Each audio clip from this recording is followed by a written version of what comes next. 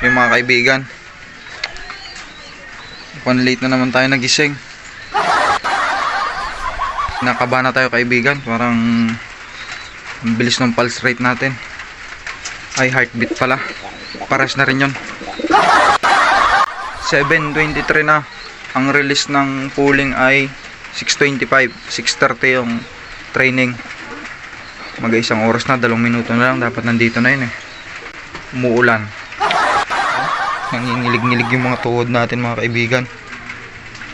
Siya nga pala mga kaibigan, ang lakas ng lindol kagabi. Madaling araw pala, mga alas 2 to 3 ng madaling araw. Hindi natin alam kung baka mabugok yung dalawang itlog doon. 12 pa yung singsing natin, club ring. Wala na tayong habulin. Sana pumisa pa rin yung dalawa. Huwag kayong malikot ha. Nag-aabang ako ng kalapate. Ha? Dito lang kayo ha. Kasi walang tao dito, sila lang dalawa. Doon lang naman ako sa likod, no? May mga kapangyarihan ka sa ano ha. Huwag magsuot dyan. Dyan lang kayo ha. Nasa 900 na lang speed mga kaibigan. Pero wala pa rin nag-clock. Ang bilis ni Algerta nang nakaraan. Mukhang it's a prank na naman ang mangyayari. Dito tayo mag-aabang mga kaibigan. Kitang-kita natin. Bukod sa kitang-kita natin, kitang-kita din natin yung bata kumakain. You know, si Tukay Jello.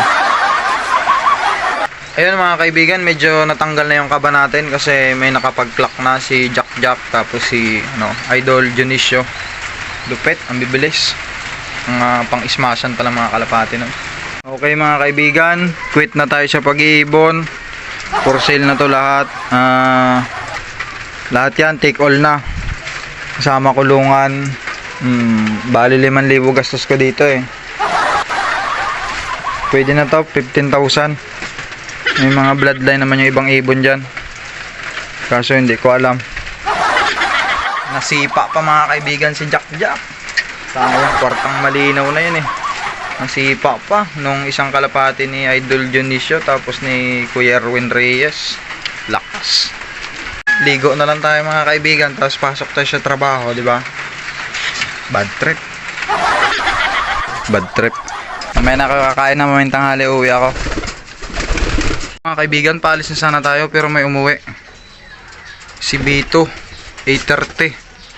Bale, 2 oras, 70 km. Si Bito pala nakakauwi, naunahan pa si Algerta. Parang it's a prank na naman yung nangyayari. Pero punta muna tayo sa trabaho. Tapos uwi tayong tanghali. Tingnan natin kung nakauwi pa yung dalawa. Yun nga pala mga kaibigan.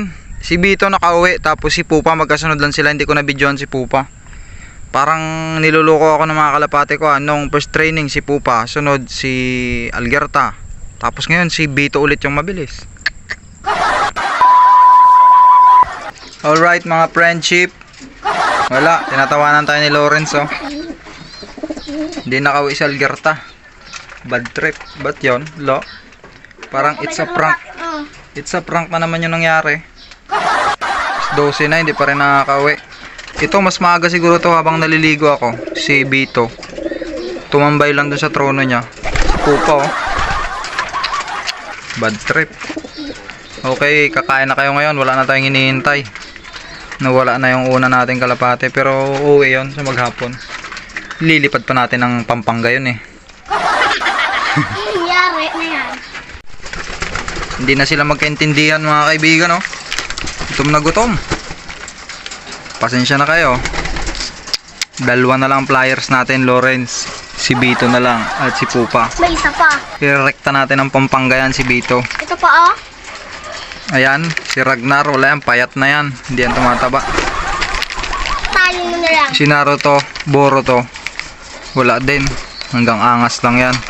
Kaligtasan, hapon na umuwi. Halo. You know? Yan na.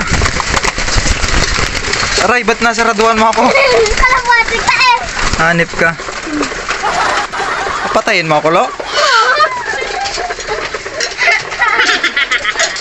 Yan na, update na lang mamayang hapon kung makakauwi.